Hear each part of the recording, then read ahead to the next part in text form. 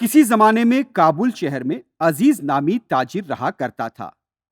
عزیز سمندری راستے کے ذریعے کاروبار کرتے ہوئے کافی دولت مند بن چکا تھا۔ عزیز کے دو بیٹے تھے، ایک حفیظ اور دوسرا آصف، لیکن دونوں کو سمندری راستے سے تجارت کرنے کا نہ تو کوئی تجربہ تھا اور نہ ہی شوق تھا۔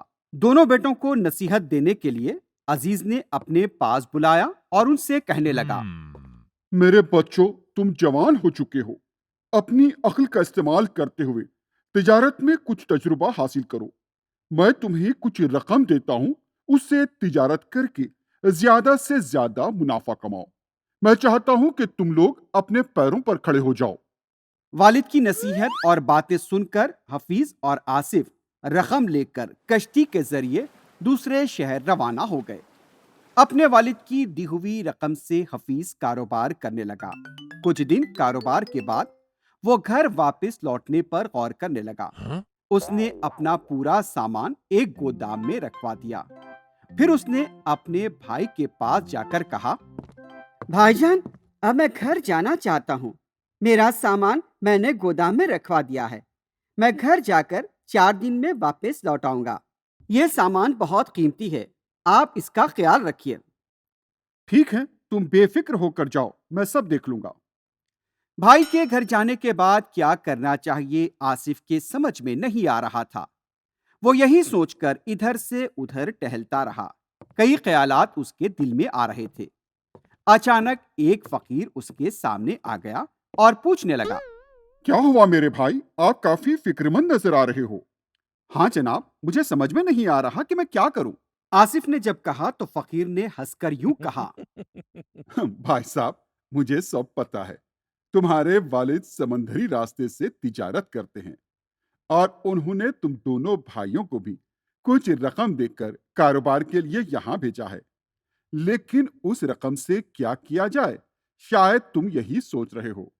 فقیر کی بات سن کر آصف حیران رہ گیا۔ وہ یہی سوچنے لگا کہ آخر اس کے بارے میں فقیر کو اتنا سب کچھ کیسے معلوم ہوگا۔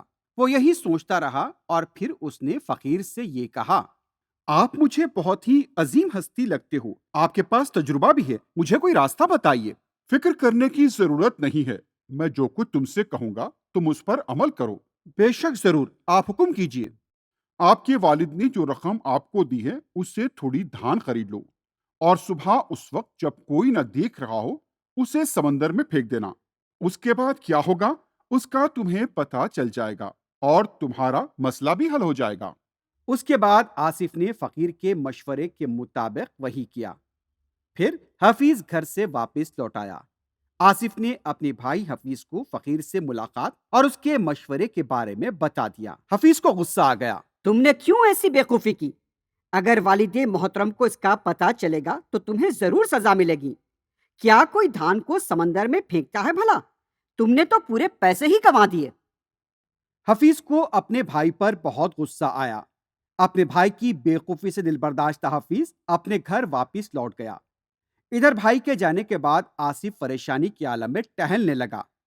اس کے بعد مایوسی کے عالم میں ایک دن جب وہ سمندر کے کنارے بیٹھا تھا، 14ویں کا چاند وہاں پر جگمگا رہا تھا۔ اچانک اس کے سامنے حیرت انگیز منظر پیش ہوا۔ ہزاروں سیپیاں اس کے آس پاس جمع ہو گئیں۔ وہ یہ دیکھ کر بہت خوش ہوا اور سوچنے لگا کہ شاید سمندر اس سے بہت خوش ہے۔ اس نے تمام سیپیوں کو باندھ لیا اور انہیں اپنے گھر لے آیا۔ اس نے سوچا کہ خزانہ اس کے ہاتھ لگ گیا۔ اس نے سیپیوں سے تمام موتیاں نکالی اور اسے ایک بڑے تھیلے میں باندھ کر رکھ دیا۔ اس کے بعد اس نے تمام موتیوں کو اچھی قیمت پر فروخت کر دیا اور جہاز کے ذریعے واپس اپنے گھر لوٹ آیا۔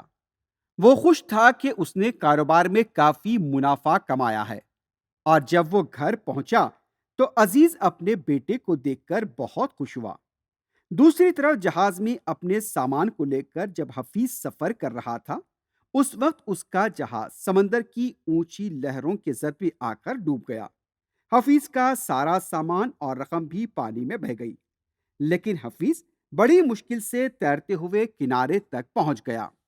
اس کے بعد حفیظ کے پاس کھانے کے لیے کچھ پیسے نہیں بچے تھے۔ سب کچھ پانی میں ڈوب چکا تھا۔ بڑی مشکل سے وہ اپنے گھر واپس لوٹ آیا۔ گھر آتے ہی اس نے اپنے بھائی آصف کو جب دیکھا تو دوڑ کر اس کے گلے لگ گیا۔ بھائی، میں نے آپ کو غلط سمجھا، اس لیے اللہ نے مجھے اس کی سزا دی ہے۔ جو کچھ مجھ سے ہوا وہ میری غلطی تھی، مجھے معاف کر دو بھائی۔ اس پر آصف نے اپنے بھائی سے کہا، ارے بھائی، آپ نے ایسا کیا کیا میرے ساتھ جو معافی مانگ رہے ہو؟ تمہیں یاد ہے میں نے تم سے کہا تھا کہ میں گھر جا رہا ہوں، لیکن میں نے فقیر کے لباس میں آ کر تمہاری ساری رقم اور سامان کو پانی میں پھینک دینے کا مشورہ دیا تھا۔ مجھے ڈر تھا کہ کہیں تم مجھ سے بھی زیادہ دولت اور منافع نہ کما لو، اس لیے خود غرضی کی وجہ سے میں نے اتنی بڑی غلطی کی، مجھے معاف کر دو بھائی۔ عزیز اپنے دونوں بیٹوں کی باتیں سن رہے تھے۔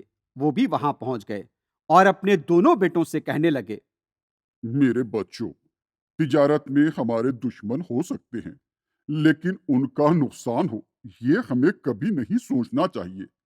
اگر ایسا سوچو گے تو تمہارے ساتھ جو ہوا ہے وہی سب کے ساتھ ہوگا۔ آج سے دونوں مل کر تجارت کرو۔ بعد میں دونوں بھائیوں نے ایمانداری سے تجارت کر کے خوب نام اور دولت کمائی۔ Hi kids! Hope you liked the video. Subscribe for more videos. Visit us in Facebook and Twitter. Thank you. Bye bye.